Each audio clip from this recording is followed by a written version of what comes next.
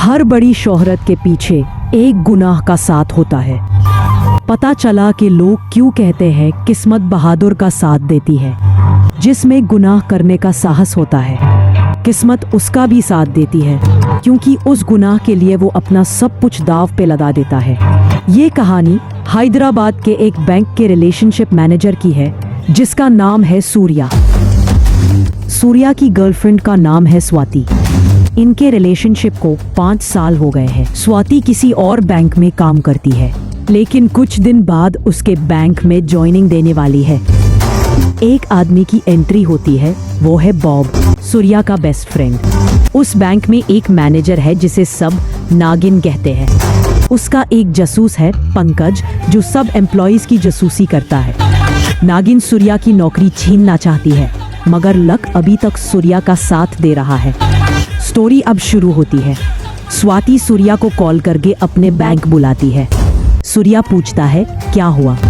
वो बताती है कि एक कस्टमर ने कल 4 लाख का चेक डिपॉजिट किया और मेरी कॉलीग ने गलत अकाउंट नंबर डाल दिया और मैंने नोटिस लिए बगैर ही एंटर कर दिया, जिस वजह से पैसे किसी और के अकाउंट में चले गए और उसने विड्रॉ भी कर लिए।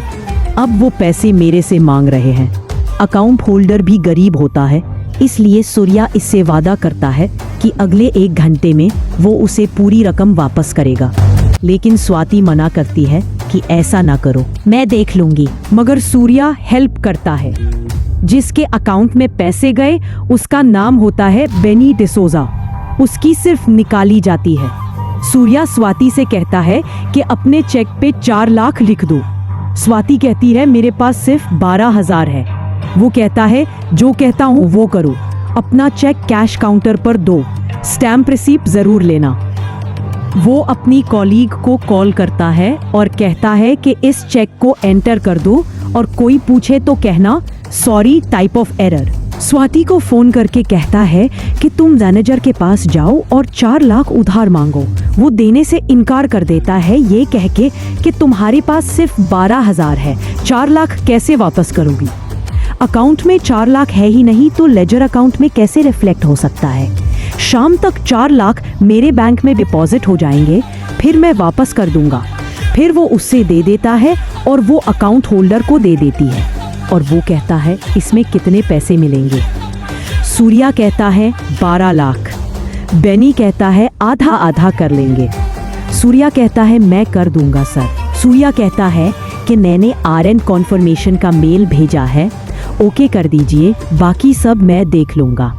इससे उसे बेनी के सिग्नेचर मिल जाते हैं। फिर वो कैश विड्रॉल फॉर्म पे ट्रेस करता है और अपने 4 लाख निकाल लेता है और स्वाति बैंक मैनेजर को दे देती है। और अब केस क्लोज। सच में क्या आपको ऐसा लगा? तो ऐसी बात नहीं है। केस तो अभी न्यू ट्विस्ट लेने जा रहा है। बेनी के अकाउंट से 5 करोड़ गायब हो जाते हैं, जिसका इल्जाम सूर्या पर आता है, मगर वो कहता है कि सिर्फ 4 लाख ही निकले हैं, वो भी इसके अप्रूवल से। मगर वो 5 करोड़ जिसके नाम पर ट्रांसफर हुए हैं, वो अकाउंट सूर्या का होता है। वो कहता है मैं बेकसूर हूँ और मैं ये साबित कर सकता हूँ। फिर बॉब उसकी अकाउंट हिस्ट्री लाता है, जिसमें लिखा होता है कि ये अकाउंट फ्रीज है और इस अकाउंट में फिलिंग फॉर्म के सिवा कोई एविडेंस नहीं है। इस दौरान एक कॉल आती है सूर्या को, जो वो नहीं उठाता। उसके सिग्नेचर चेक किए जाते हैं, जो फेक निकलते हैं।